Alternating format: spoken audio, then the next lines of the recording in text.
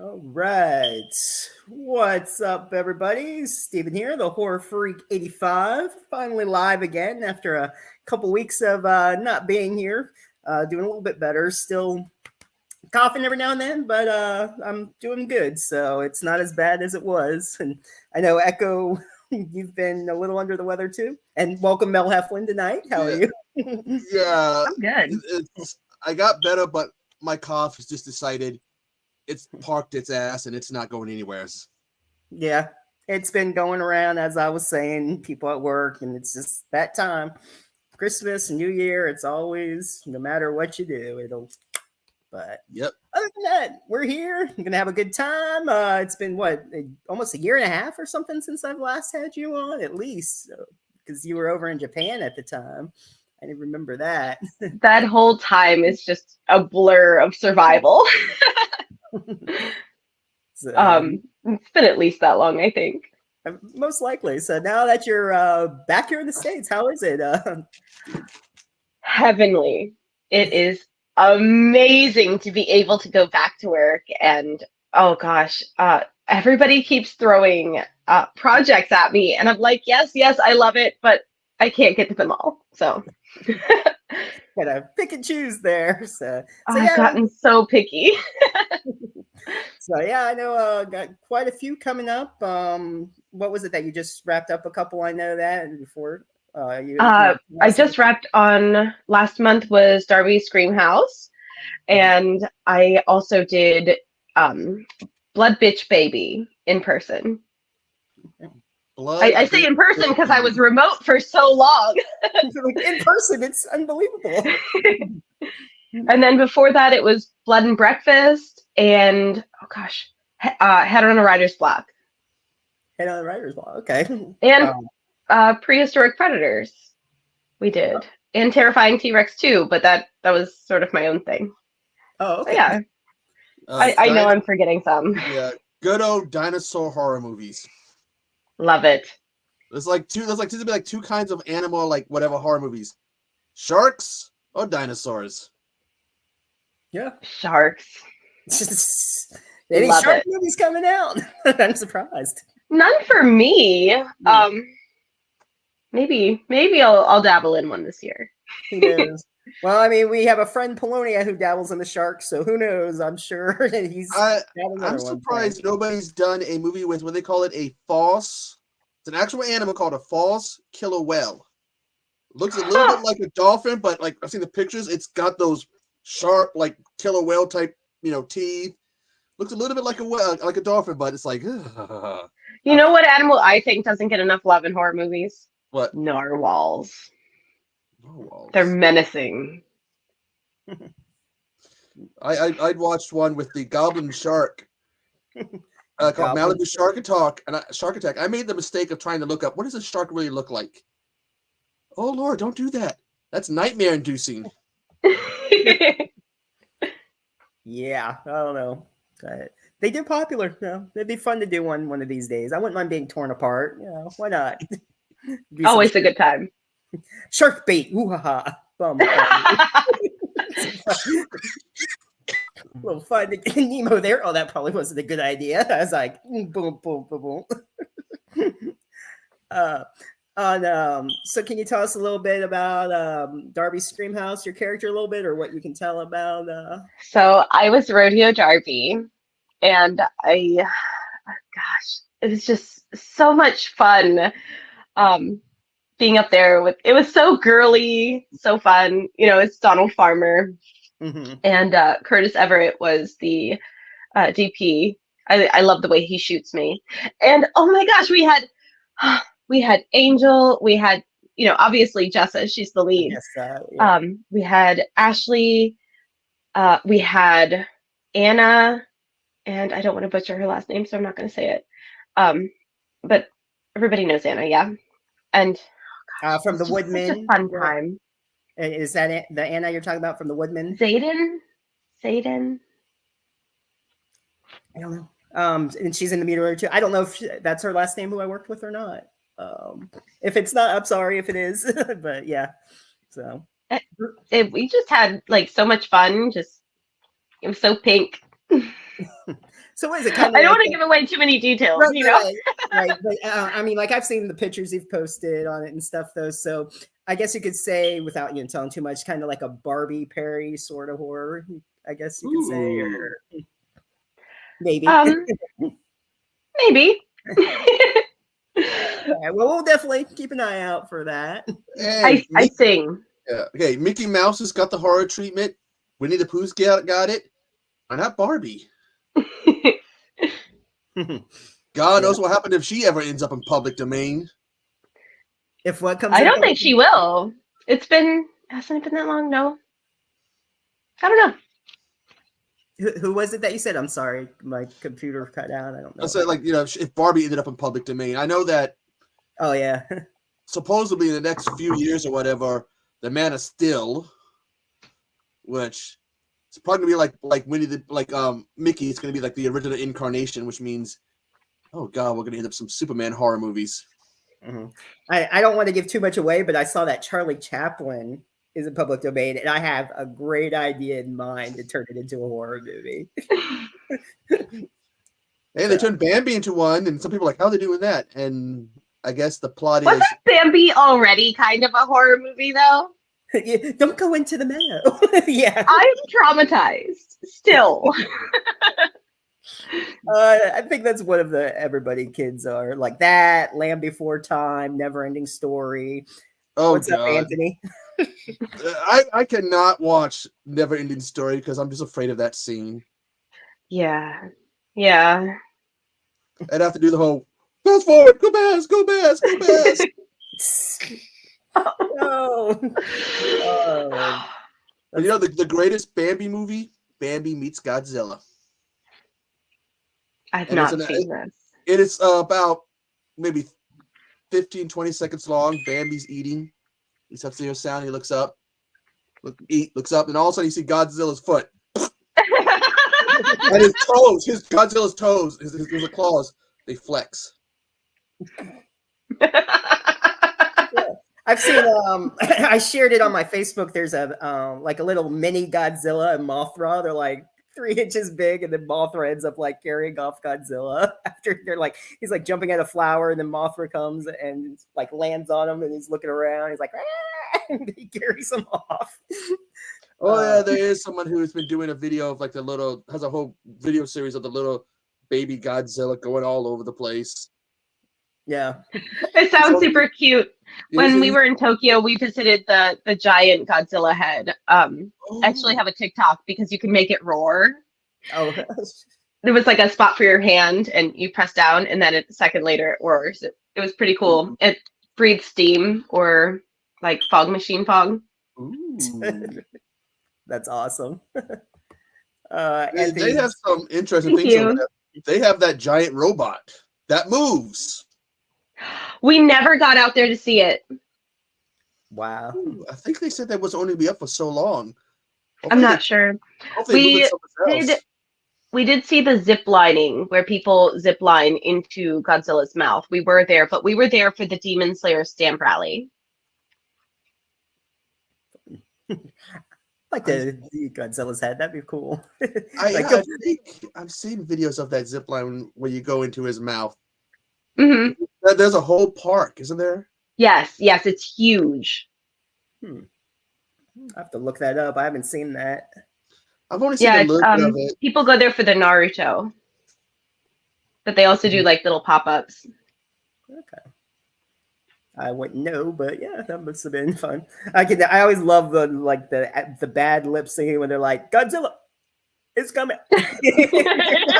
It's not even like going with the words. It's just like 2 seconds. Well, the best Godzilla dub was the one where he talked. Godzilla talked. Yeah, basically when I forget which one it was. In Japan, they put wood bubbles. So they give the movie to America, and someone goes, "Screw those wood bubbles. We're gonna give him a voice." So you get this, over here, what, over here, Godzilla, what? Really bad voices, and every time I watch, it's just like, don't laugh. Try to watch the movie and enjoy it without laughing. It's like they're doing trying to do these new accents, but at the same time they got to sound like unhuman. So it's like, over here. That's crazy. Speaking of voices, you've done a few voices and stuff, right, Mel? I recently actually did a voice role in Japanese. So that was really great. They originally, the reason I got it is I do speak Japanese, but I'm not as fluent as they initially wanted. But they also needed somebody initially on the East Coast due to, like, you know, timing. They were gonna have it as a podcast, such as this, all together and then just record. But you know, schedules conflicting and stuff, and I wanted to go work on the Darby movie, so I pre-recorded everything for them.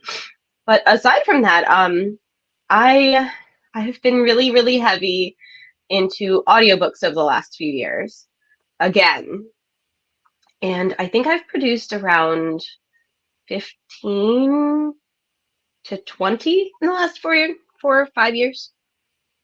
Okay. What are some of the titles? The main one that I do is called Coven Cove, and it's I believe it's 8 books in right now. I do the entire series.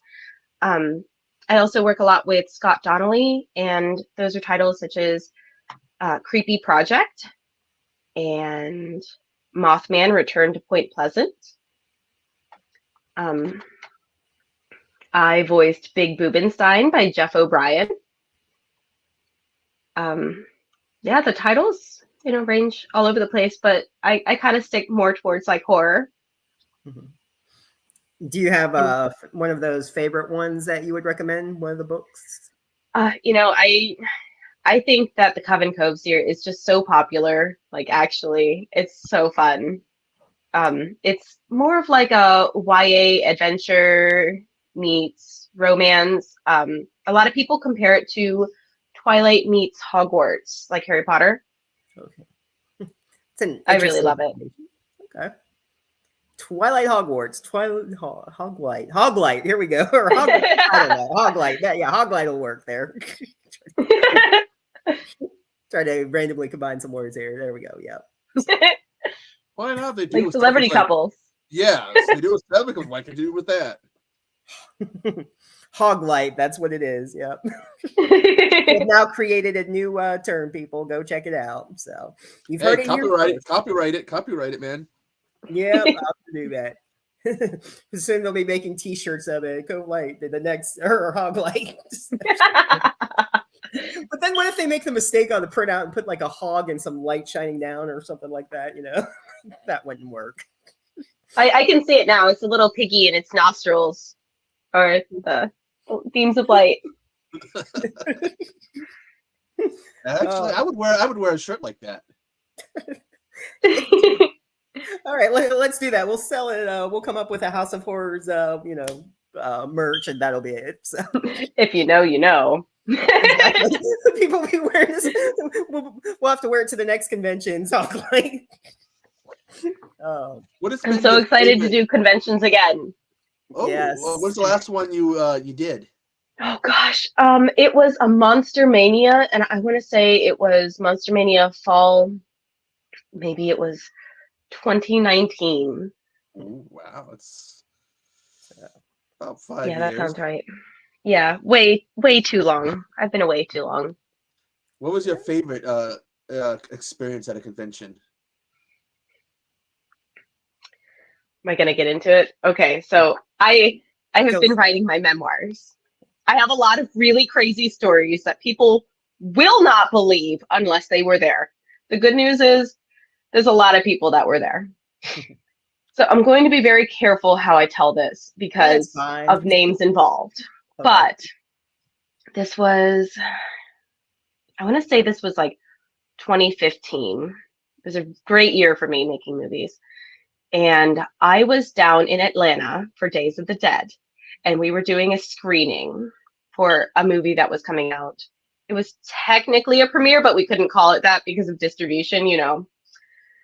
And people were really excited about this one. And the filmmaker had us all go out to his car. He drove us down. And there was a lot of beer. We were getting the beer. There was a lot, several cases. And the parking attendants that were driving around in a golf cart stopped by and was like, "Hey, do you guys need any help? Because we're like struggling, all of us carrying this beer."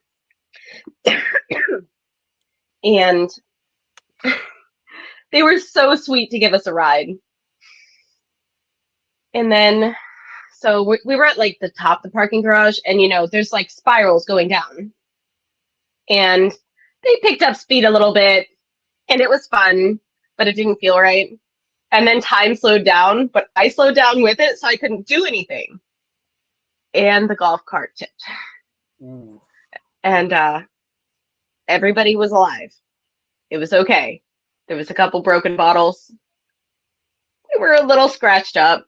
Our room was comped, but unfortunately, I didn't want the employees to get fired. They were just trying to help us out.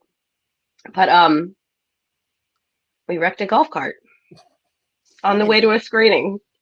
And like, that's not something that you can say happens every day. And golf carts, by the way, are fun as hell to drive. It's some of the funnest vehicles out there. I don't know if I would get in one again, just based on experience. The filmmaker like grabbed onto me and like protected my head. I was very lucky. Well, at least everybody made it, so that's good. Yes, but it was like we wrecked a golf cart. Hey, at least no one was hurt, and only what, a few bottles were broken. Yeah, it wasn't that bad at all. We were a little scratched up, a little dinged up, but it's like, what else do you do at a convention? Exactly. So Could it be was worse things. So it was less than 99 bottles made it. Oh yeah, so much stuff can go on. Oh, the stories. Some you share, some you can. It's just good times. You just have to be there sometimes. It's always fun though, Got it. So. You ever been to any of the ones in Seattle? I haven't. I'd like to.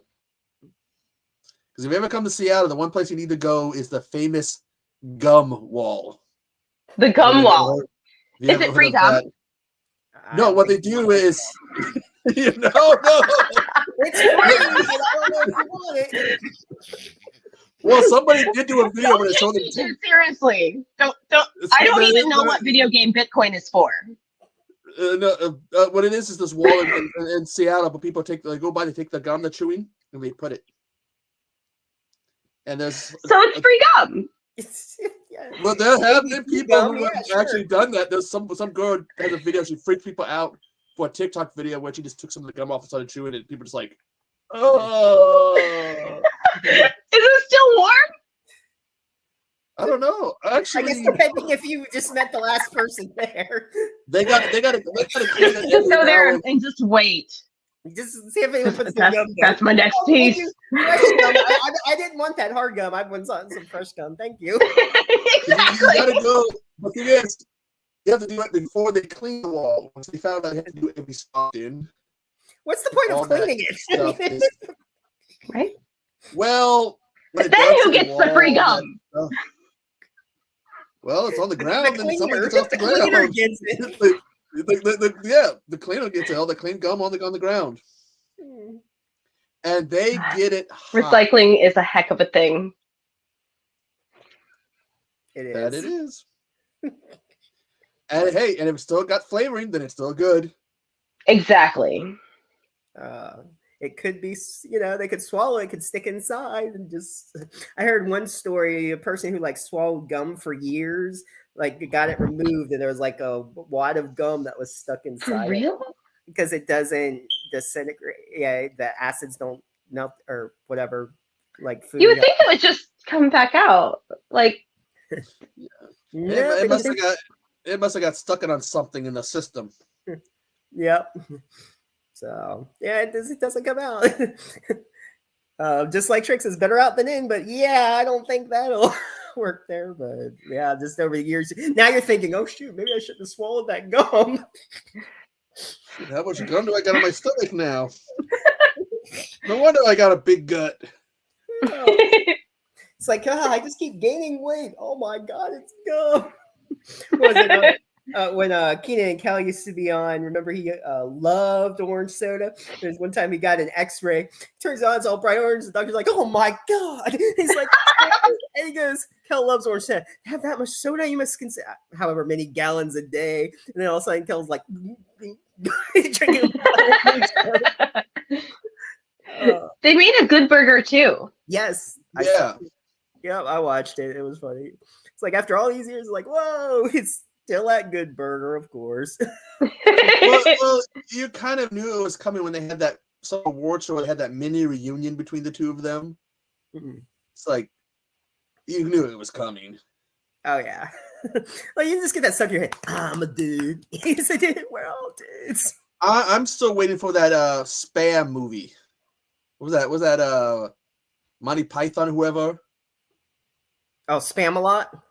Yeah, they have that restaurant. That restaurant where everything was spam. I'm waiting for that movie. They have about a restaurant that everything is spam.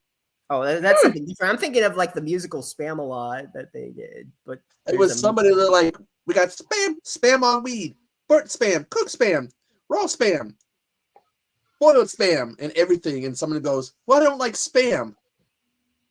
You don't like spam? How can you like spam? I'm waiting for that movie. Old Monty Python, I think. I'm going to say it's one of those bits. I'm waiting for that movie. I'll have to look that up. I haven't heard of that one. I thought you were talking about the musical at first. So, yeah, that's new. Is there anything you're looking forward to coming out this year, Mel? I just printed my script for cheerleader elimination. I'm so ready. Yes. I know that's not the same thing, but I'm excited to make movies. Yes, it's going to be fun there. Which character are you again in that one? I'm Rochelle. Rochelle. All right. I'm the lead. Oh, duh. Okay. Of course. Why wouldn't you be? Come on now. Well, I'll be spying on you there on the grounds there. So basically, you're the lead, and he's the pervert. The pervert. Try to point this right. The pervert keeping calm. I'm the groundskeeper. I'll leave it at that. Yeah. I am doing promos with my wonderful photographer friend Dawn Cross next week. Okay. So those will be out within the next 2 weeks. I'm excited to do some promos for it. That. And are you staying for Axe Grinder 7 too? I am. Nice. I'm doing promos for that too. All right. So we'll be seeing that. I'll be just talking about on the show, sort of. Excellent. That's my promo. So you did what was it? Axe Grinder 3, I believe you were in. I can't remember which one because I don't have a copy of it. I just watched one of them on Tubi also that you were in. Was I in it? Oh, well, there was the Exorcism 666 where you were good Mel and bad Mel. Besides that. Oh, that was Camp Blood, wasn't it? Oh, I'm sorry. Yeah, that was Camp Blood, not Axe Grinder. Yes. Yeah. I'm in a few Camp Bloods. Have you seen the cartoon yet? Not yet, but I plan to. I was in the last Camp Blood, which should be that's a cartoon. Yes, I voiced a few characters in the cartoon. Let me look up which characters. There's no IMDb for it yet, but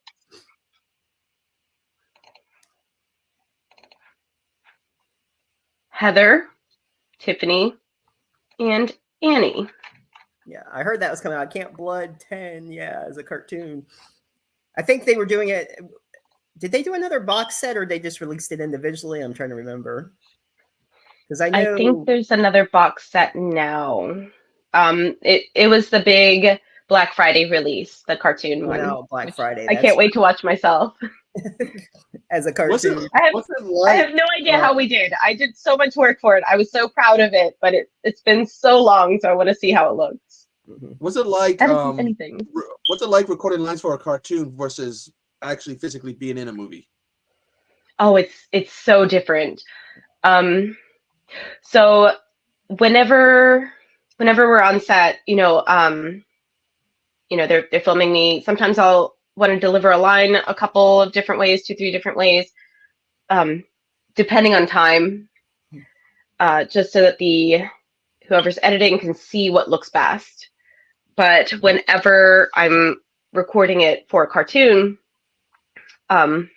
believe it or not, the shorter lines are much more difficult because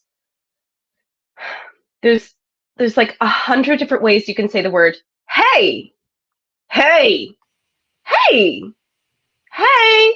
You know, there's like so many different ways you can say it. You have no idea the specific context. And depending on how many cartoons or video games or whatever the person has made, they will put, like, in quotations next to the character name, annoyed, angry. Hey, hey. So it's easier to know exactly how to say those shorter lines.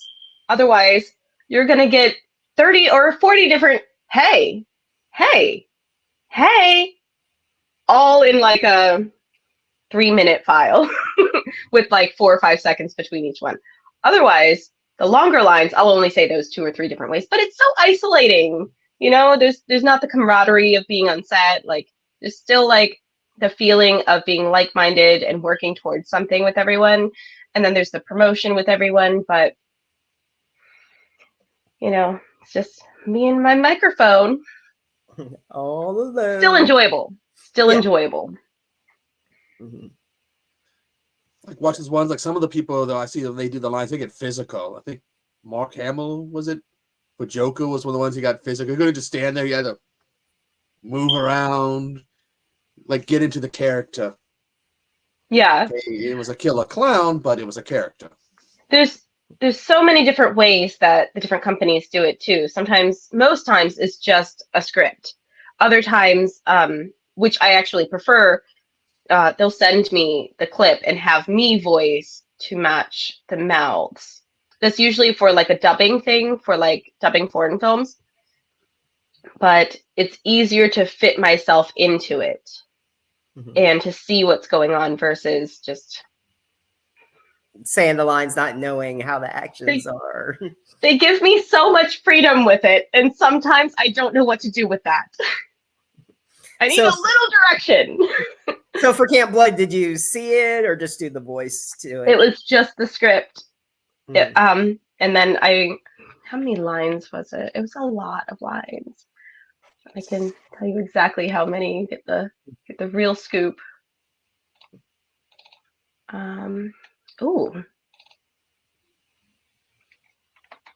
Oh, I did entire scenes. So there was about 70 scenes that I did. I can't tell you how many lines in particular, but it was a lot of work. I'm very proud of it, and I can't wait to see it. That sounds cool. I know you haven't seen it yet, but what do you think between the cartoon violence and the practical effects? How do you think that's going to look? I can't wait to see the kissing scene because that was hilarious to voice. I can't wait to put a visual to, you know. Oh, that's funny. Like it's so much fun to do, and you do like, you know, a dozen different ones or something. You have no idea what they're going to use and what that's going to look like. Like matching up kissing, that should be interesting to see. Be like, wait, I don't remember that take, or maybe that one would have sounded better, right? Like, I'm not going to go through and listen to all my files again years later. Kiss number one, kiss number two. You know what happened? So I just can't wait to like it'd be like seeing it for the first time again, or seeing it for the first. Yeah, you know what I mean. Yeah, like I didn't work on it. There was some weird anime. I don't know what the title was or anything. It was just really weird. He had like this weird tongue, and he's just going, like this weird. You know how they have weird stuff like that. And it's like a really long tongue, and it was the weirdest thing. I'm like, what is this? The actors get so into the like. You have to like really believe these things for it to sound halfway decent. Like some of the stuff that we convince ourselves to do in those moments. And those guys out, the actors, voice actors that just do animals, and you be going, oh, they record a dog, and you see, all of a sudden you see the behind the scenes, some guys growling and barking. It's like, oh, okay, that's different. Like you have to get so into it because, like, if you don't, it's gonna it's going to sound worse. You know, you may as well go over the top and be absolutely ridiculous and actually like believable when, yeah, Look at I what's get his really name, passionate. yeah, like Peter Collins. He's the guy that voiced the original Optimus Prime. He voiced the original Predator. All those sounds was him. And he told the story where they had to bring the mic down to him just for them to pick up those sounds. And it's like, that was coming from a person? And wild. Well, even I forget which Toy Story, but I mean, even John Kassir, the Crypt Keeper, had done some like. Oh, I love him. He's so sweet in person too. Awesome. He is. He's so much fun. Oh my gosh! Like, but he did. I think it was some of the sheep or some animals in Toy Story, and I forget what else. But like, he's done like animals in certain movies and TV shows. And what was his name? The guy that did the motion capture for animals too.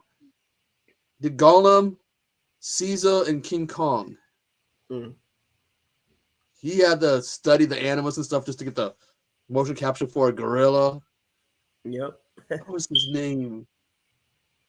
God, he skipped my name, and he had to really get into character to play an ape. He's got to move around to do the motion capture. And, yeah, I'm not gonna get into that, but yeah, I can do some.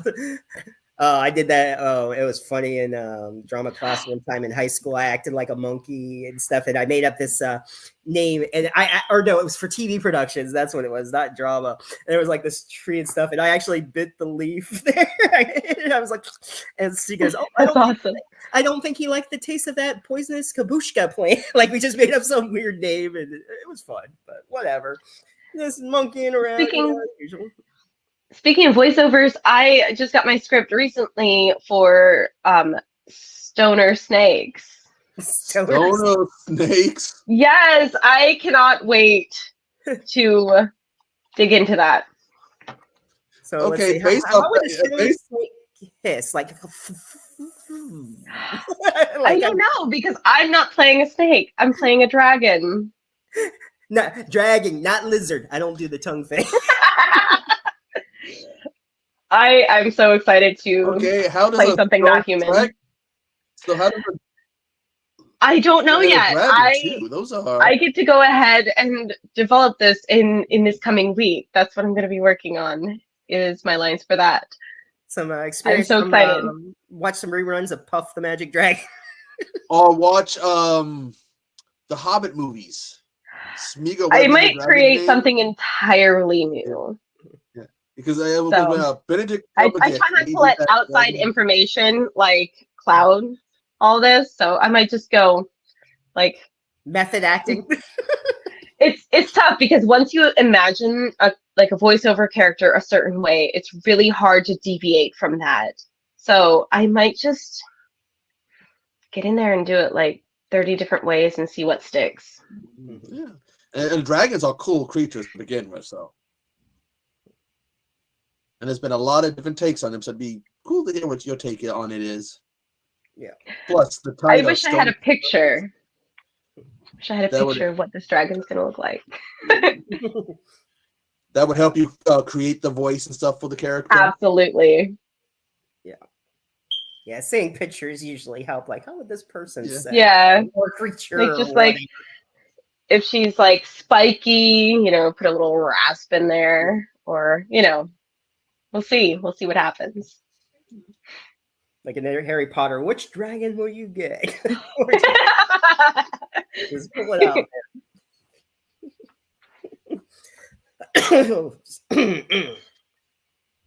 Eat this. That damn cough. Yep, had to be there. Okay. It's your best friend. Gonna go with you everywhere for a little while. Yeah, I believe it is. So, but rest up and hopefully it'll be good soon. So it's like weather would at be least nice. by March. I know, at least by March. That'd be bad. Because then you'll hear me sneaking up on you. You're like, oh no. I hear the cough. I know he's around here somewhere. Oh, it's the groundskeeper and his cough. That's funny. It's like, yeah, I get those fun little perverted roles. I can't wait for Camp Blood 9 to come out. It's people are gonna be like, what the hell? But that's what like it makes it fun though, you know, shocking people. It's fun. So what would you say?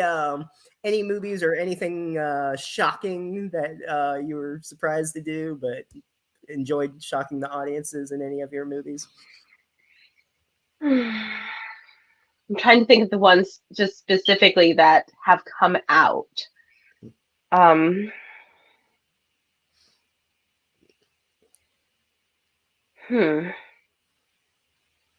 don't know. I don't know what you guys would be shocked at these days. Yeah, that's true. Yeah, it's not that we're horror fans. Nothing shocks us. I don't know. Right. I think is every time you think you can't be shocked or creeped out, something happens in a movie that catches your attention. That's totally true. I just watched Hell House LLC for the first time. Great. And there's a scene where this guy thinks there's a doll in his room with him. Yeah. And it's not a doll. And you see this creepy head turn. And then he pulls his blanket over him. It's POV. So he puts the blanket over himself. And I'm going, don't lower that blanket. Don't lower that blanket. Like, and he does. And the thing's like a foot and a half from him. Like, it's yeah. like I haven't done this yet, but my mom was saying any nudity.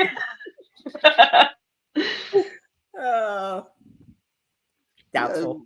You never know in a movie what can, you know. If I do, you're not watching that movie. I'll be like, yeah, you're not watching this movie. Pass. Or I won't even say I've done. We don't speak of that one. Or I won't even mention that movie.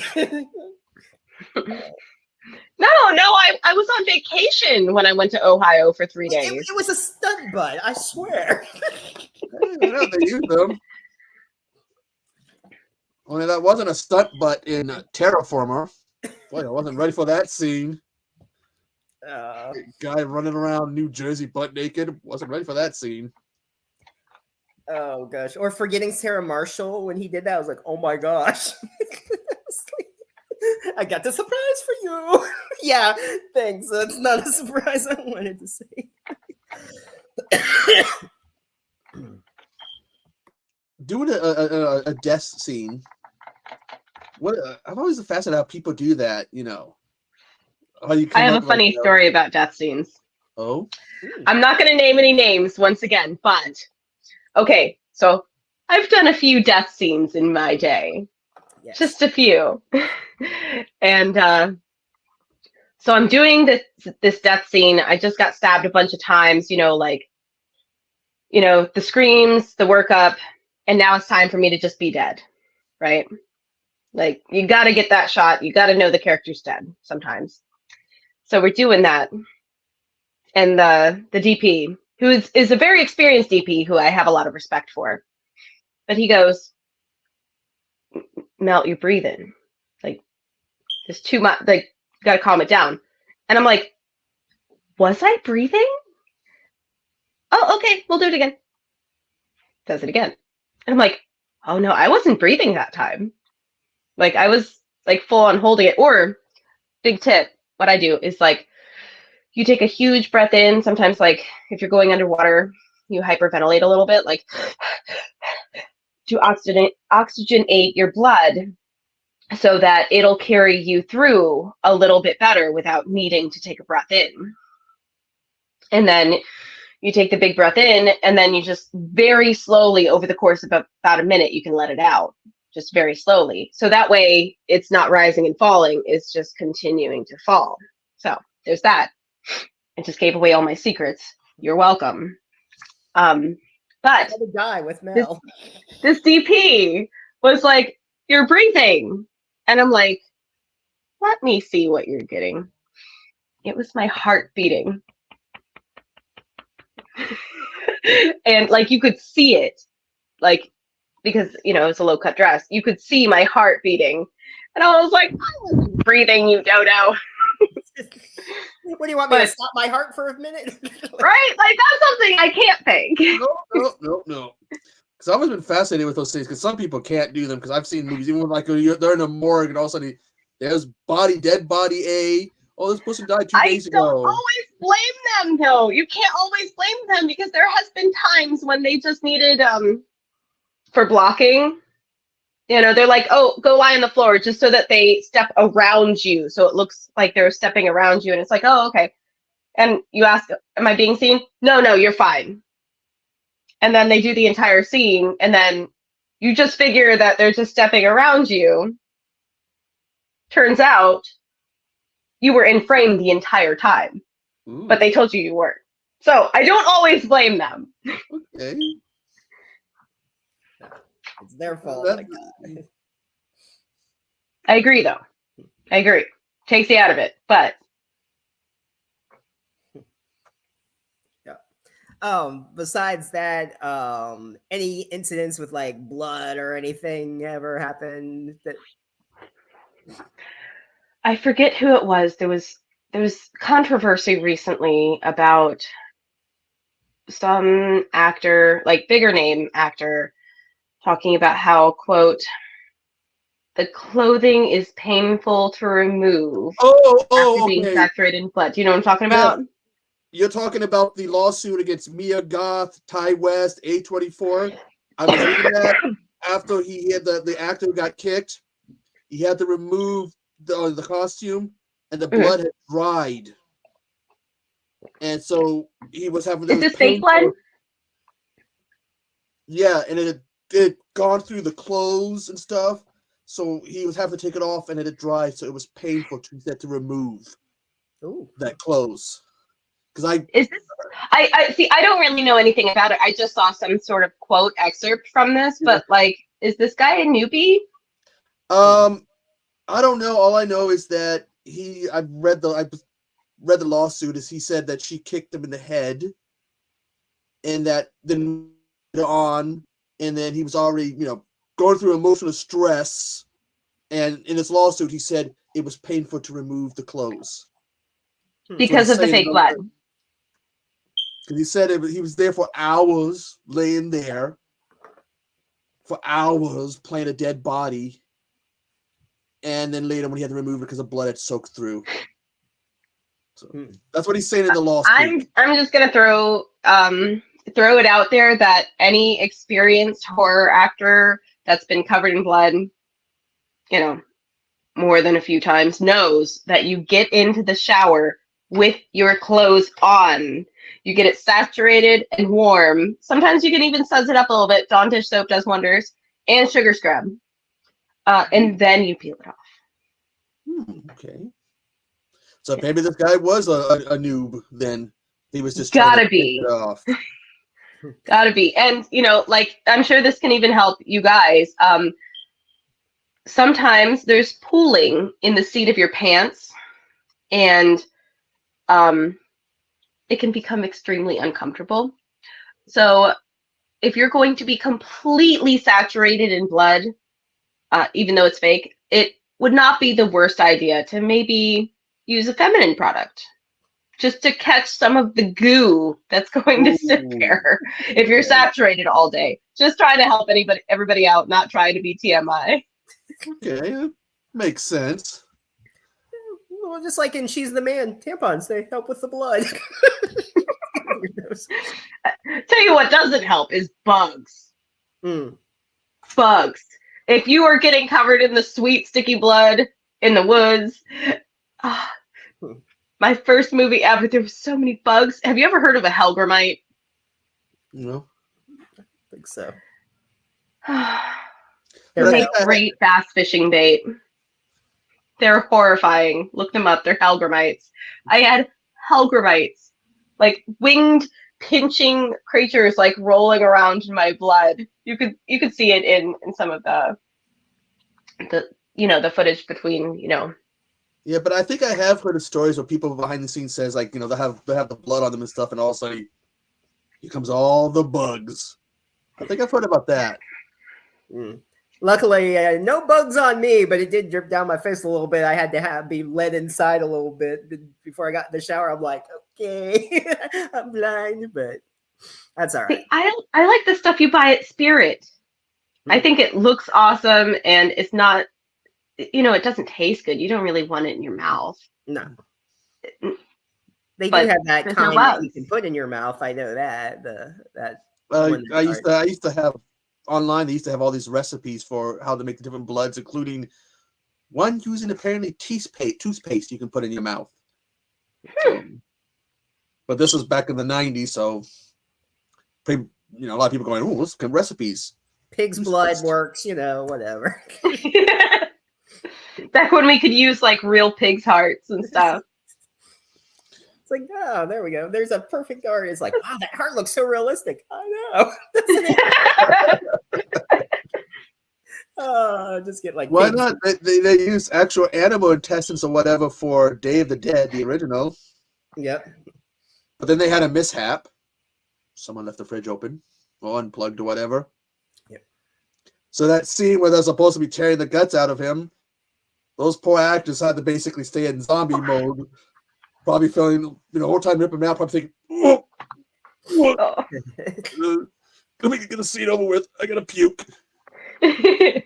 When David Howard Thornton was on, he told a story, they used meat for one of the scenes and someone had left the meat out, and he was saying when they had to do that scene, like it smelled so bad having to do that, but he just had to go through it. So it's one thing to watch gory movies, another thing they have to put up with that smell. Ugh.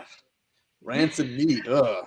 There was a haunted house, like the ones at Halloween time, near me, who used to use buckets of rotting meat for the smell to make it more immersive.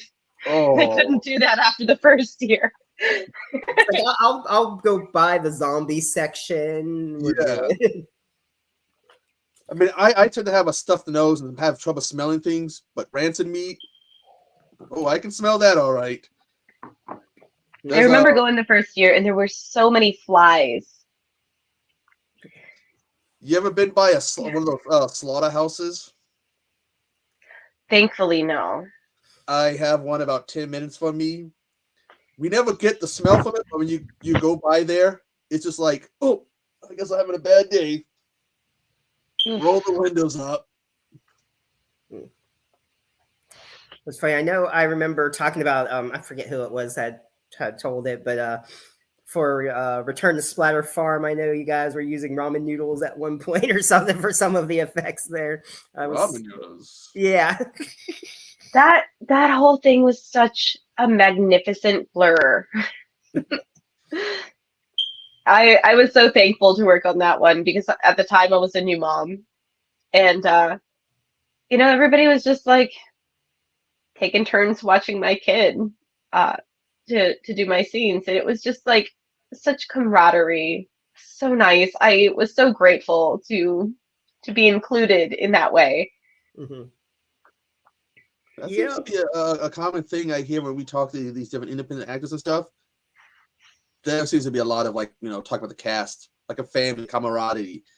Seems like a pretty cool thing. Yeah. I love it.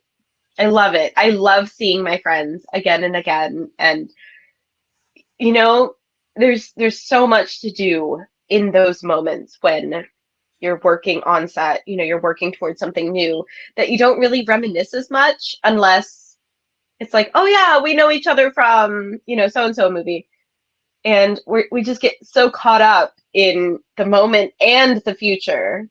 It's like, oh yeah, we'll see you, I'll see you again in a couple of months, like, I love it. I just recently posed the question to everybody. Yeah. About what do you love more, being on set or going to premieres?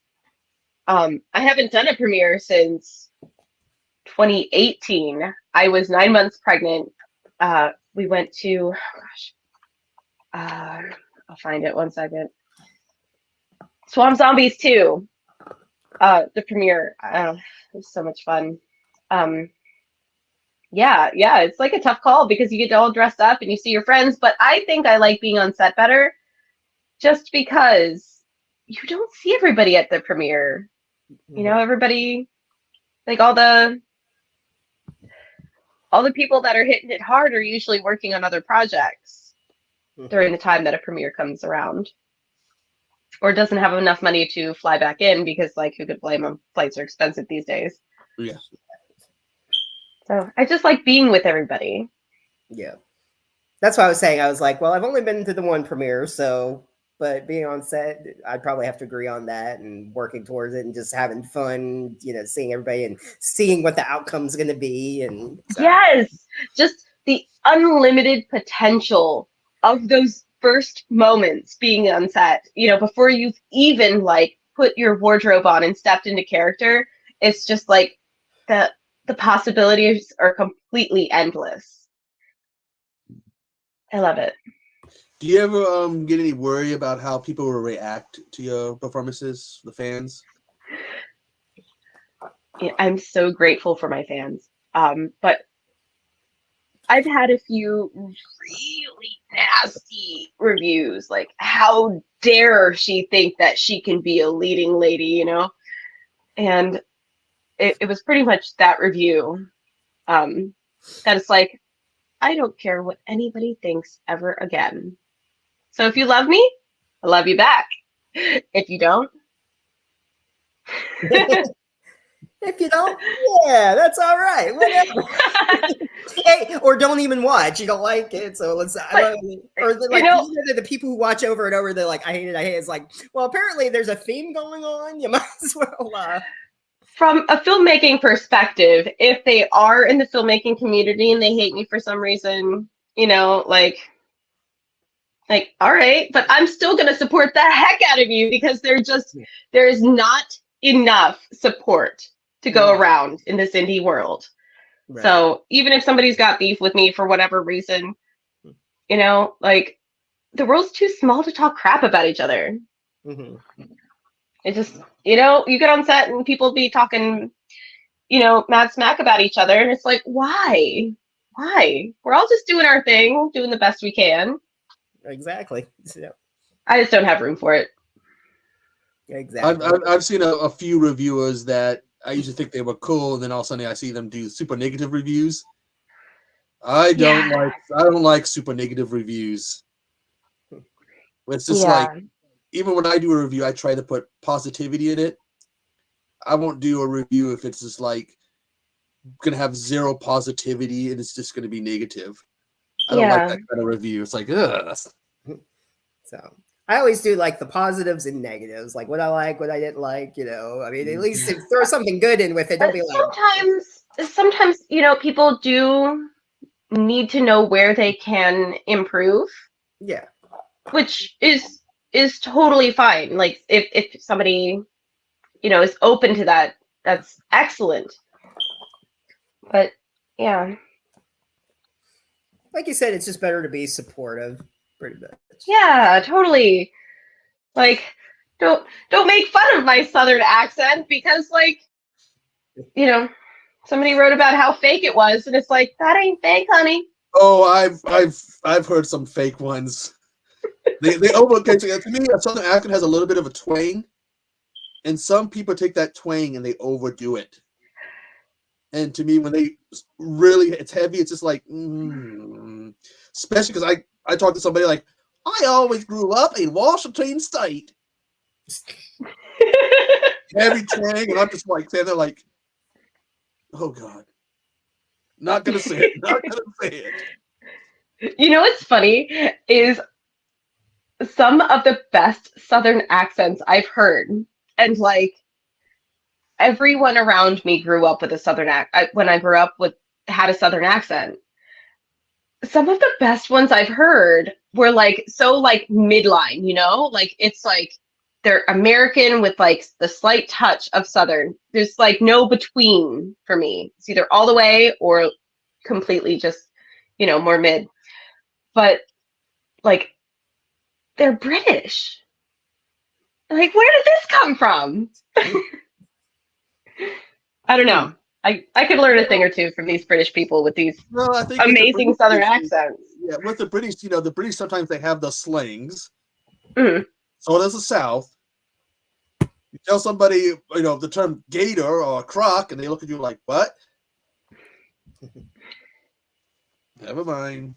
I grew up I spent about 10 years in Virginia. Mm. I'd come back with terms and stuff, and people were looking like, "What are you talking about?"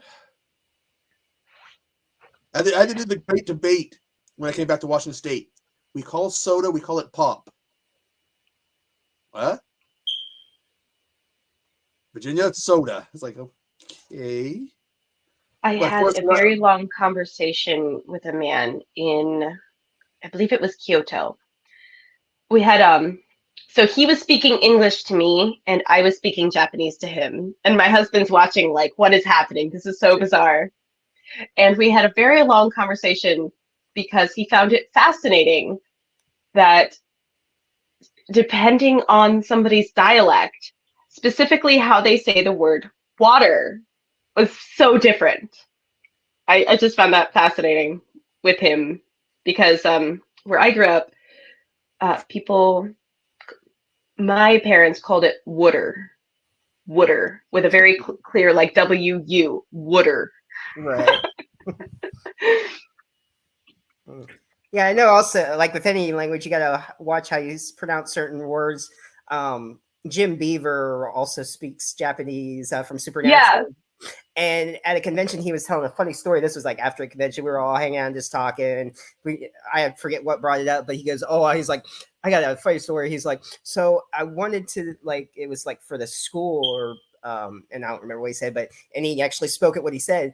And he goes, I thought I was saying like, welcome to this ceremony or event. And he accidentally said, welcome to the concentration camp. By accident. And I'm like, wow, okay. That's so easy too. Like, especially like languages that aren't your first, like there's so many words that are the same, like kind of like bow and bow, like antonyms, synonyms, all that. They've got the same in other languages. It's so difficult. Mm-hmm. Just depending on which part of the word you put the accent on changes the word. Yeah. Like chica can mean deer or dentistry. I'm going dentistry hunting. Do you have anything where when you were first learning that? Is there any like where you went somewhere and wanted to ask something? And yes, I was okay. This is a good one. My car ran out of air conditioning. That sounded really weird. So my phone wasn't working, and I was on my own talking to this repairman. And I'm telling him, "Watashi no kuruma ga reizouko arimasen," which is, my car has no refrigerator. Watashi no kuruma, kuruma no kaze nai. Like, I have no car wind. And he's like, I didn't know the word for air conditioning. And like between like me pointing to the air conditioner and saying my car's refrigerator is broken and all this, like we figured it out. And he's like, "Reizouko," like refrigerator, like, oh. But yeah, the things you gotta do to get your point across, like I don't expect people in a Japanese speaking country to learn English for me. So right. So like wherever like I figure that's like for anywhere you are, you should be able to speak some of the language or at least attempt. Yeah, even if I'm on vacation, like enough to get by. Yeah, enough to get by anyway. So because I hate that when you can't, and then it's like nothing. Okay, Google Translate. Here we go. your phone doesn't always work, though, especially in the rural spots. My phone didn't work at all outside of Wi-Fi for 4 years.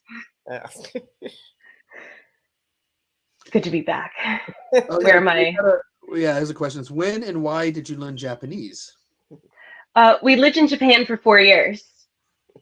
We intentionally moved there for 3. We got stuck for nearly 1.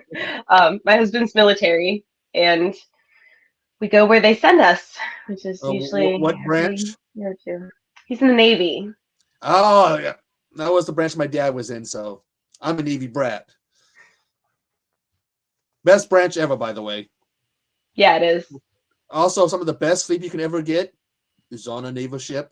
It's like being in a crib. Just We do love our cruises, and he's already got his sea legs. So I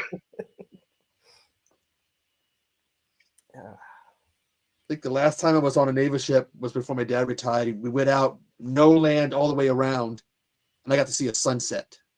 oh, nice. And that's an image that you can't really put into words other than one of the most beautiful things you'll ever see. It's really hard to put in words other than you got to see it to experience it. Yeah. Excuse me. It's like,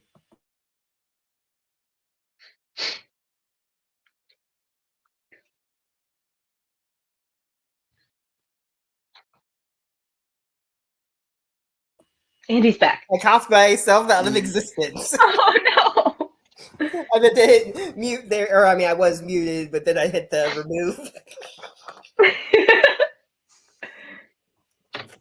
If only it was that easy for the cough. Remove.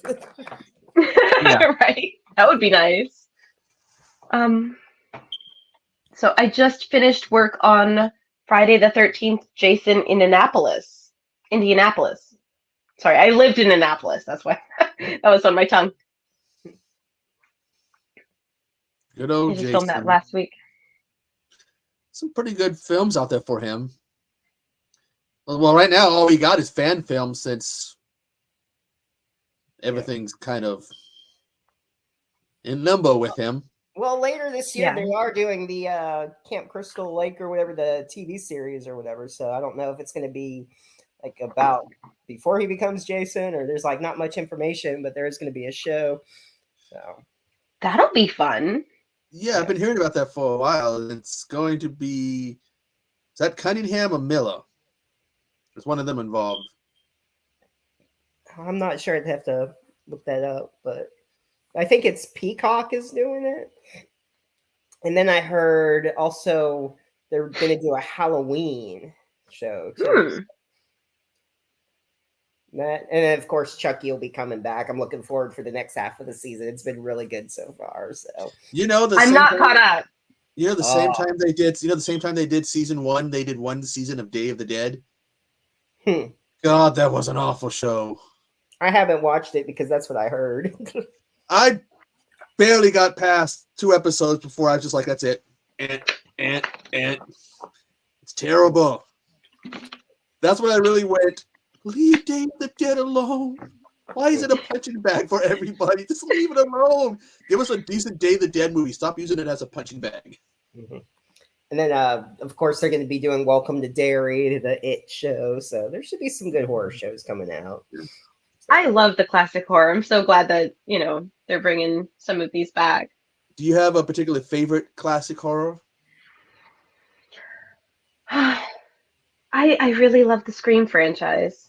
I know there's a lot of drama surrounding it right now, and Spyglass fucked up big time on that. So, yeah. But hopefully they don't totally reboot it. I don't know what they're gonna do now. So I don't really mind if they do. I just, it just seems like the original will always be the best. But it just, to me, it seems like this drama. That's everything. People leaving, people being fired. All this seems to be overweighing the franchise. Mm-hmm. Every time you hear about it, somebody's leaving, or somebody's being fired. Yeah.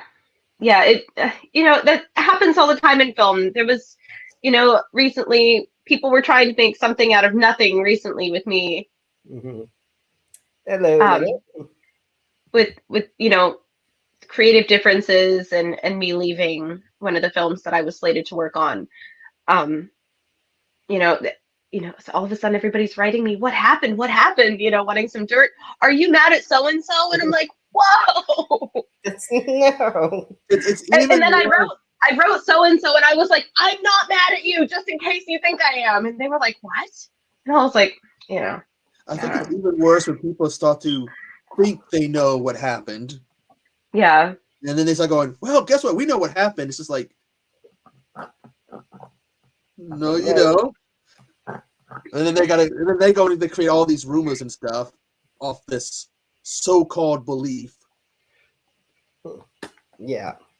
Like speculation. It's the devil. It's like, if you weren't there, you don't know. Don't cause all this Exactly. drama. Right. Like, please, no drama. Yeah, No drama. There was drama. No drama in the acting yeah. there. There was I have none. well, We wreck golf carts, you know. That's the worst of it, right? Right. I want to party with you at Spooky. That's gonna be fun. of course, you're talking about wrecking a golf cart, and I'm remembering. I think it's the first Jackass movie. It's coming to mind. I don't know why wrecked golf carts make me think of Jackass. They did that in one of the movies. They wrecked one. Oh, yeah. Weren't they like jumping the course and stuff? I don't really remember much. Yeah, and rolled and someone got hurt, I think they said. So now wrecked golf carts make me think of Jackass. All the things that come to mind. Then again, I can't look at toilets in a store the same because of that movie. Oh goodness. It's like, it's like, this one's clean, right? Those guys are. If you had a chance to bring back a show, I mean, an old movie or TV show has a new show, which one would you like to bring back? It would have to be Supernatural. I could watch another 87 seasons of it easy. Eventually, they're willing to do something else, so hopefully soon. So yeah, I need it back. Yes, we all need it. We all need Supernatural. Did you watch that prequel that turned out was actually set in another reality? They did. Oh, the Winchesters. I saw part of it. It does not have the same magic. Yeah, I don't think they're doing another season either. And I'm like, oh, I mean, they're done with that. Yeah, I mean, it got better towards the end, but it just wasn't as good as, They were supposed to do a spinoff with like, what's her name? The cop, Jody Mills. We had her on the Supernatural Creatures and Lore podcast. Kim Rhodes. She's amazing. I would love to have her on sometime. She's awesome. I still got to see that Scooby-Doo crossover just because. That was funny. So good. Supernatural and so Scooby-Doo. I love both. Yeah, it's like, hey, look, and he makes a sandwich just like that and everything. It was so good. When they really get hurt and stuff, they're freaking out because they've never got hurt or anything's happened. They're like, what's going on? That's probably one of the funniest episodes. They're all good. I love Supernatural. And then they were gonna do like a Ghost Hunter or spinoff or whatever. Ghostfacers. Ghostfacers. Ghostfacers. Yeah, that would have been fun. I saw that episode again. I pretty much watch it on repeat. It's my comfort show. Me and my mom used to watch it together. It was like our thing. Here was a question for you. What was the inspiration for you wanting to, because Nanette's asking, what was the inspiration for you wanting to get into acting? So speaking of John Kassir from earlier, I used to watch Tales from the Crypt. I was admittedly pretty young, and me and my mom, she had this knitted blanket where she would put the knitted blanket over me during the really scary part, but it's knitted and you can see through the so we used to watch Tales from the Crypt together, and I was just so fascinated because these people are getting torn apart, and I'm like, but what happens to them? And my mom's like, oh, it's just acting. And I'm like, you're saying this is a job. And then, as I get older, certain things like, are you afraid of the dark? And it's like, you enjoy those stories so much, you just want to be a part of it somehow. And I never thought I was going to get my chance until I was working as a professional model for many years. And then when I was 19, a fellow model came to me and she was like, hey, you should audition for this horror movie. And I was like, I'll do anything. Let me on it. And I think they just saw how eager I was. And they were like, why not? So they took a chance on me, and I just became addicted. Mm-hmm. What was your favorite Tales from the Crypt and Are You Afraid of the Dark episode? Oh, gosh. what was it? Bozo the clown, the one that kept showing up and like his boots inflated, and I don't remember the full thing, but Tales from the Crypt, definitely the Demon Knight movie. Yeah. Billy Zane, when he He's goes out the window. Oh, I love that. The best scene is when he gets thrown, when he goes out the window and he's like, oh, hillbilly bullshit or whatever he's talking about. Yeah, I think that's the moment that made me a fan of his. Like going, I want to see more of his work.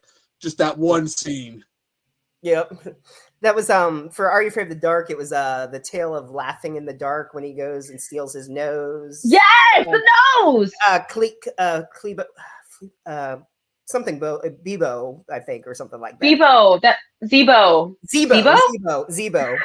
Yeah, Zebo. And he stole his the nose, and then he left cigar. And he was smelling cigars everywhere, right? Yep. Wave. Yeah, that was good. So good. I think one of the coolest things they did on Tales from the Crypt is when they had to do it. He was an impersonator. They brought Humphrey Bogart back. And all. Did you ever see that episode? Probably. What else happened in that episode? Basically, you're seeing somebody's point of view and you're hearing this voice. And he's talking about being killed or whatever. And then you see the reflection of the body. And it's Humphrey Bogart's face. You have these old, like, basically, they had to do the 1990s version of AI. And it was a big deal. It was a big deal that they would have him come back, with, all this different tricks they could do, like they did with The Crow for Brandon Lee and all this other stuff. They just, put the face in. Yeah. It's like, ooh, that's awesome. I really don't remember that episode. I'll have to see which one that was. I'm wondering if what you're talking about is a practical effect. I have a fantastic effects artist friend in Pittsburgh where there was a mirror set up, and it was like a double mirror thing, and then he flicked a light, and it would be the person standing on the other side instead of the reflection. Well, is that what we're talking about? Well, they did it with Brandon Lee after he died when they had to do some inserts. They had a body double, and then they just put in and pasted his face. Face. So it's kind of like what they did with the reflection. It's, using old stock footage of pictures of Humphrey to recreate this image of his face. They've done that a few other times. I think they did that in Gladiator. Paul Walker. Yeah, it's just, Paul Walker? I think that, and the one Star Wars movie when they had to bring back, what's his name? Peter Cushing or whatever. They just use a body double and they just paste his face over somebody's. Yeah. It was probably big at the time because it was new and no one thought they could do it, even though it had already been done. I didn't think they did that much with Brandon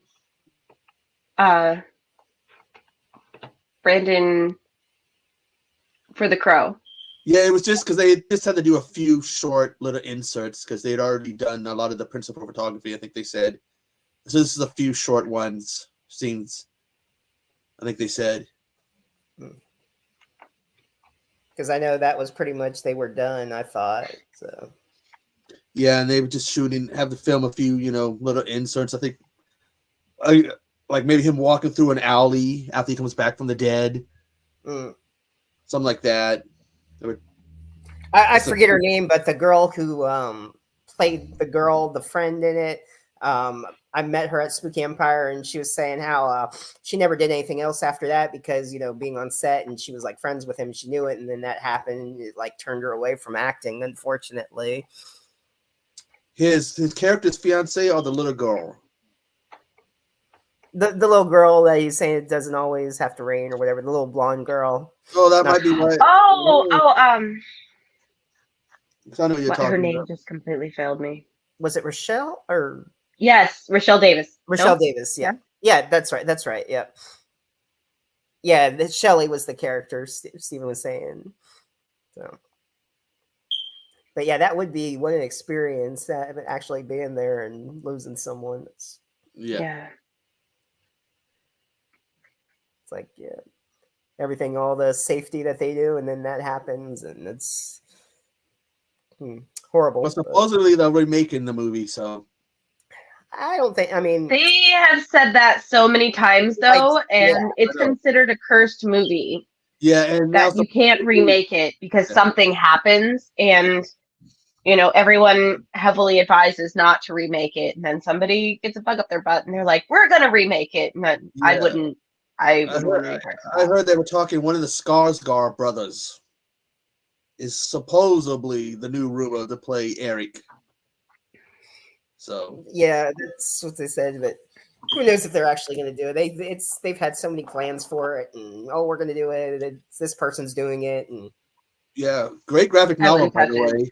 Yeah, great graphic novel by the way. The show wasn't too bad, the Stairway to Heaven, but other than that, yeah. Well, I probably got more into the show than the other movies, which could be a chore to watch. Except for the one that had David, the guy who played Angel. Just because I was an Angel fan, so I like that one. Yeah. Got a question for you. Let's see. Facebook wanting to do some voice work in a movie with puppets. Wondering how you feel about claymation movie. Hey, I will always take voice work. I am always doing voice work. It's my normal day job. I love it. I'll always work. Claymation, super fun. Claymation. There's a movie out. It's on Tubi called Clay Zombies, which is one of the coolest concepts out there. Where when you get turned into a zombie, you don't get the whole green rotting skin. You turn into clay. You look like Gumby, the old Gumby thing, and just one of the coolest concepts out there. It's like touch the clay, have a bad day. And then there's a Christmas one too. That's like maybe 20 minutes or something like that. 20-something minutes. That was pretty fun. I think that's why I like more independent horror than the big studio, because there's some pretty inventive stuff out there. Have you guys seen Slaughterhouse? Yes. I want to. Like I thought it was funny, and then it got to the end where it's driving. I'm like, okay, this is kind of weird now. I don't know what I'm watching.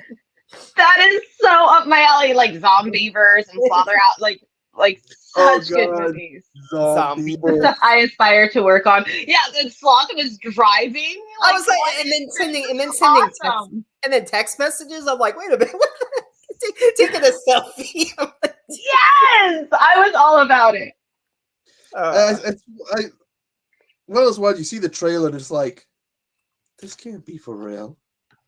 This can't be real. There's so many times when I see movies like that, like advertised to me, like iZombie, like the promos are just like amazing. Like she's so cute. She's got like sipping her little brain or whatever. Like, oh my god, looks so fun.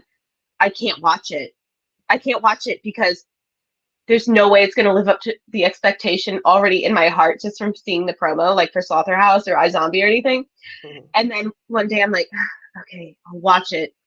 And it's just like, so good. It doesn't take much to impress me, but when, it's so good. I love that stuff. Yeah, I like the creative ones, like Clay Zombie, Slaughterhouse. There's I feel there's some other ones out there that I'm forgetting. Shark House or something like that. House Shark, where it's just like I need to see Sharkula. Oh, you haven't seen Sharkula yet? Oh. I have not seen Sharkula. I remember the promos for it. It looks like all the stuff that I've seen.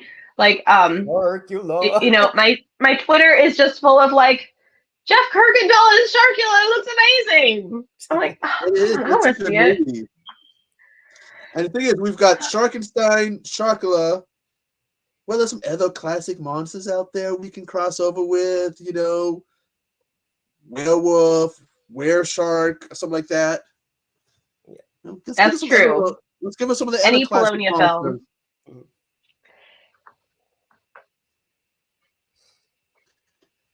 Although I did Shark Month one time last year, and I go to look up Tubi shark movies. Yeah. A lot of them are from him. Nice. It's like, who's directing this? Polonia. Holy! He's done a few. Sharkenstein. That's a great one. That's even I even saw a zombie dinosaur one, which I'm still confused about because of the scene where a guy gets into a fight with a zombie T-Rex. This guy gets into a boxing match with a zombie So T-Rex. fun. This guy, he punches a zombie T-Rex and knocks it out. Yes. I'm like, how do you? Because he's the man. It has to be, because otherwise it's like, how do you knock out a zombie T-Rex? That just doesn't compute. He sounds sexy and violent. It looks like he's inspired by the classic video game character Duke Nukem. Nice. Basically, blonde hair and jacked. Sharks of the Corn was in the library I used to work in. They actually had it at the library. Yes, before I worked there. I was impressed. I was like, you guys know what's good. Yeah, when I've had her on a couple of times. Rebecca Reinhardt's been on. She was in that. That was funny. Running through the cornfield. I have to watch that. It's been a while since I've watched that. So try to see what other good shark movies there are. I haven't seen. I don't know. There's so many. If you go to Tubi, just type in sharks, like 100-something movies come up. So I need to add shark movie to my bucket list. I worked on one, but I don't know if it's going to come out. Oh, what's that? Is that a curiosity? So I have well over 100 movie and TV film credits to my name. Only around 30 movies are out. Maybe 40 now, but like any day now. Is it coming out? Right. Excuse me. Usually after 4-ish years and hearing nothing, it's not a good sign. Let's see. Paul said that he's post on his shark movie. Nice. Again, shark movies and dinosaur movies and sometimes snake movies tend to be out there. Nice. Not enough spider movies. Let me see. Is it even on my IMDb? That's on third movie. Nice. So what's that shark title that you got coming out there, Paul?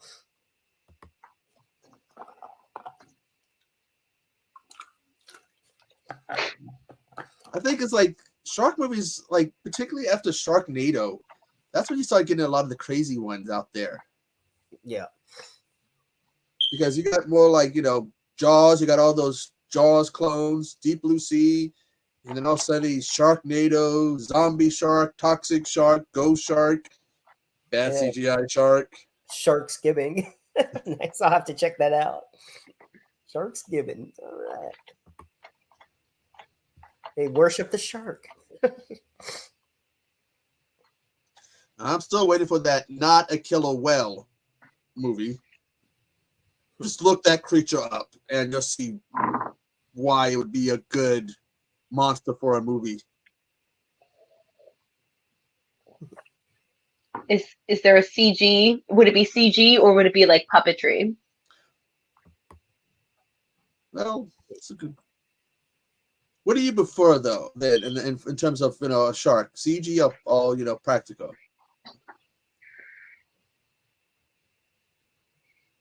I would go with both for the scenes you can't. You might have trouble doing with practical. Why not just use a real shark? Well, they did do that in Jaws for some scenes. The scene where they're in a cage that was an actual shark that was attacking the cage. Like, dogs can be actors. Why not a shark? Could work. There is a movie, Night of the Squills or whatever. some giant rodent monster movie. It's just dogs in bad rat costumes. And you can tell this is an old black and white movie, and every time I watch it, it's like they just put a blanket over the dogs and said, "Go attack." What about a dog in a shark costume? Shark dog. I think that's a cartoon. Darn it. Okay, well, we can't call him at all. Right? It's already. But he's like half shark, half dog. He's a shark. That would work. This Fido bites back. I love puppets. We know you love puppets. I do. I love puppets. I got to puppeteer on Blood Bitch Baby. And I'm not going to give too many details, but puppets.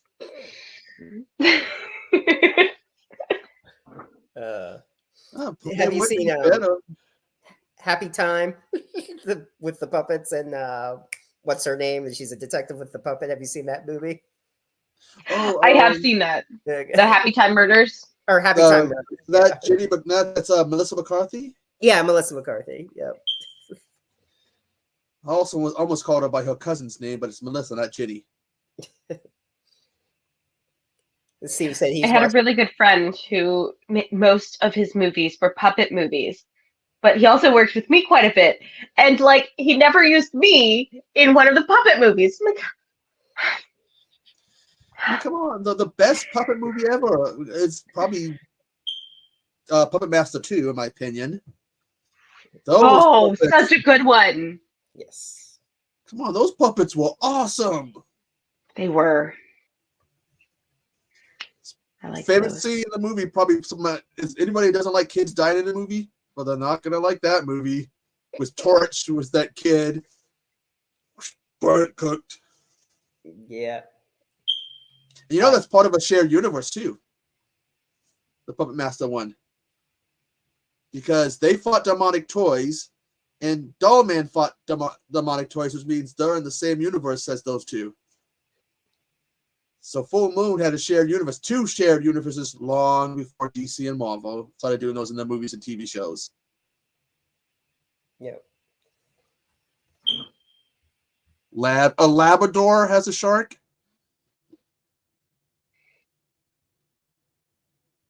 But if you did like a dog and a shark, what kind of dog would it be? Not a Chihuahua. It would be a Chihuahua. Oh, God. They have bull sharks, so it'd have to be a bulldog. It's a bulldog. Hey, when are we ever gonna? I can see it, a pug. Oh God. My question is, when are we gonna get a Killer Chihuahua movie? I want that. Yeah. Steve says you're amazing in Teacher Shortage, Return to Splatter Farm, and Axe Grinder 3 is some of his favorites besides Mrs. Claus. Oh, thank you so much. Yes, Mrs. Claus was, it was a good one. And they all are. It's it's hard to choose. Troy does great work. Let's see. I'm sure I don't know what this was about. Maybe when we were talking about shark movies. Yeah, that's why I get the whole Labrador, whatever that dog is, has a shark. Labra shark, I guess. But if because dogs can swim. Chihuahua, Shakara. It's with a Chihuahua. How would you say that? Sharkwawa? Shakara. I don't know. Like an Ace Attorney. Anybody? I think that's from a Jim Carrey movie. Chihuahua. Hey, anybody who's had a Chihuahua or been around them knows they can be some moody little shits. I had one nip at me today. My grandmother insisted on having nothing but Chihuahuas. And even when they like you, they're mean. Like there's just like we had a snow here, so I had to put my mom's Chihuahua out, and it decided it wants me to carry it in. Yeah. So I go to pick it up, and all of a sudden the damn thing nips at me. Yeah. Like God damn it, I'm trying to be nice to you, dog. I remember my mom used to like she would take the hair dryer outside and like hair dry a spot in the snow. And it's like, really? For the Chihuahua? It's the little, they don't like the little paws. I've watched them do the little, they have a little dance. Oh yeah, I would watch Labrador Shark. But no, see, like everything's got its audience. Oh yeah, but okay, yeah. Those sound good. I've seen I've seen one of the Shocked Puss movies. But hey, they did a shark and an octopus, so they could do a Chihuahua and something. That would be like the most vicious creature in the universe. Half shark, half Chihuahua. I'm afraid just thinking about it. There's a movie called, I think it's Robo Shark or something, where the shark eats part of this alien thing and turns into a robot. Yeah. At the end of the movie, it turns out this little Chihuahua ate part of the shark.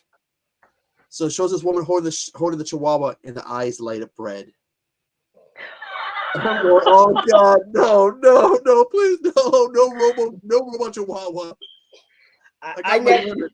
I never wrote it yet, but I was joking around with a friend, like Nick Sam was like sci-fi movie. I was like, you know what would be funny? A squirrel and a tarantula, squirrelantula. Like a giant squirrel, like with a spider, mouth and like 8 legs and like half squirrel with a bushy tail, and just have like a squirrelantula. Oh, I want to tell you a concept I have, but I'm not going to because I might actually make it. But yes, it's right up that alley. Absurdity. I'm about it. It's like the more mixture, yeah. Like that'd be fun to see some crazy mutated creatures. Talk to Asylum. It's even better when they come from outer space or hell. Yes. Hey, talk to Asylum. Asylum loves that stuff. Cocaine crabs from outer space. Oh God, no. Yes. Have you seen the trailer for that? The cocaine crabs? Coconut crabs are freaky. No, yeah, but I could hire some. This movie though, it's hilarious. It's like they're like little plastic crabs, and then it like shows a bunch of them just go on this person, and then it has like this plastic skeleton. Like all the budget went to buying these little plastic crabs that can't move, the stationary, and they throw it at they start throwing these crabs at somebody to make it look like they're attacking them. And then the next thing you see, it's nothing but the person turns nothing but a pile of those cheap plastic bones. There's like no skin, nothing. It's just like, it would have been fun, like maybe with some fake skin, like it was eaten through, but it's just like, yeah. There's about 2 minutes of my time I want back. Thanks a lot, Stephen. You're welcome.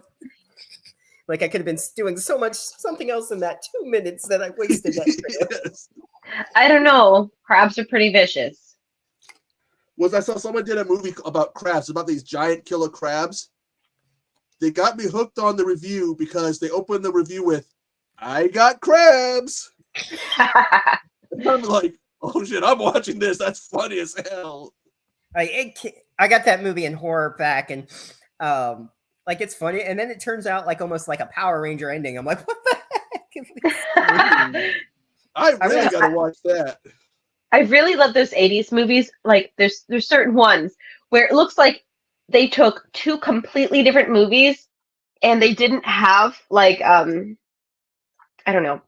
And they just mushed them together. Like the ending from one and the beginning of another and just smushed them together. And I hate to say it, but I feel Nightbreed is a little bit like that. The movie Breeders, like, it's the beginning of the movie does not match the ending. Like it's like different movies, and I love them. I love them. There's a movie out there called Spookies. Spookies, which started off being written differently, but something happened, so it got put on the shelves, and they shot some new scenes for it. Yeah. God awful movie. The producer got people so mad that when he died, they were like, "I hope he's rotting in hell." Oh, dang. What did he do? What did he do? One scene would tell you what he did. What do you think about monsters made out of mud attacking you? It's got its audience. What do you think about monsters made out of mud who fart nonstop while attacking you? Everybody's got their thing. And apparently the cast did not like this because they're shooting the scene, so you got all these sound effects. It sounds like somebody's got some fantasies going into their writing. But apparently the cast, they didn't like it filming that scene. Did they see the script before they signed anything? That's my question. He probably did, or unless he decided this would be great to add to it.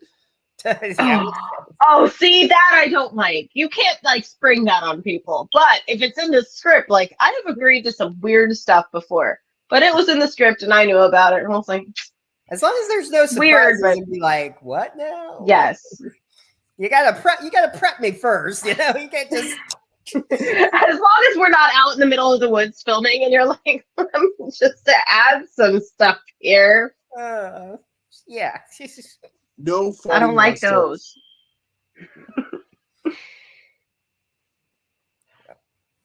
But it's like one of the movies that starts off one way and then that goes into completely like kind of almost like a different direction. So did the monsters stop farting and start burping? Nope, they stopped farting once once people got away from them. Got it. Was the mud monsters like bubbling? Yeah. They looked like poop. I knew about them before I watched the movie.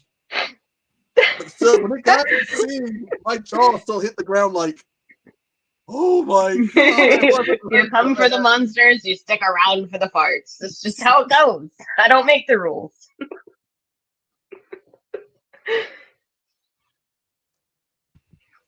Oh boy, yeah.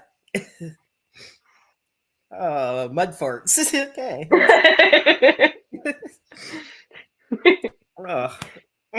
Starting to have a coughing fit. We've been going almost an hour and 7 minutes here. I'm gonna have to wrap this up shortly. I don't know about you, but anything else you want to tell us that's coming there? Crickfoot is coming. That is from Hatfield, PA. He eats nothing but hot dogs. He terrorizes the town. You know, the newest cryptid. Yeah, and I'm excited to be working on cheerleader elimination and axe grinder and death bike and what else do I got coming? Oh, I have a voice role in Hellfire's Haunted Asylum of Horror. Looking forward to that. And Night of the Dead Sorority Babes. Nice. And that is what I am currently slated on. Sounds good. That last one sounds like something I would watch. Night of the Dead Sorority Babes. Just because it's got a catchy title, it sounds like some old B-rated movie. This cast is wonderful. We've got Lynn Lowry. We've got Jessica Flux. Yeah. Mm-hmm. We've got Angel Bradford. Like, I'm excited to work with those ladies again. So, yeah, hopefully within the next couple of weeks, I gotta get back with Angel. So, but yeah, she'll be joining us soon. So, yeah. Wonderful. She was Danger Derby. I can't wait to see it. Yes, should be good. So, do you know any idea when that'll be coming out, or no idea? I know that it's got distribution. Okay. And that's the end of that. I hope they don't sit on it. I'm hoping to see it by summer. Yeah. I'm hoping. That's just my speculation. Cool. So, yep. All right. Yeah. Once they come out, always welcome back, and we can talk more in detail once, they've been out a bit. So. And then I can finally talk about it. I know. It's like there's all this stuff. It's like, can we talk about? No, not really. Like, what is it? Yeah, this is a thing. But I can't tell you much. Yeah, what is if it's not on IMDb, you can't talk about it. Some of the people hear you're working on something and then you can't talk about it. Like, I'm curious. Like, I want to know. But I can't. There's not like an NDA or anything, but I gotta save the surprises. Yeah, you can't spoil it, of course. Yeah, it's like you want to talk about it, but it's like I can't because I want it to come out. But. All right. Well, thanks again. Always good talking to you, and can't wait to finally see you. It'll be fun working together. So hopefully, I will have more convention stories. Yes. So and no crashing. We'll get that table in October, maybe. So we'll see. And no crashing golf carts. Yeah. I don't think I'll be crashing a golf cart anytime soon. That's just a one-time thing. It's not a one and done. That's it. That was the thing. It happened. Don't want to do it again. That was scary. Been there, done that. We're good.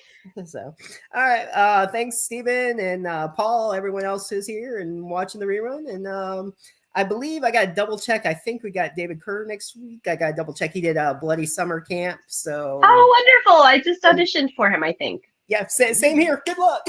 So, I submitted so many auditions. Sometimes I, but I think he's yeah, I think he said he got like 2,000 auditions he posted or something on there. So that's wow.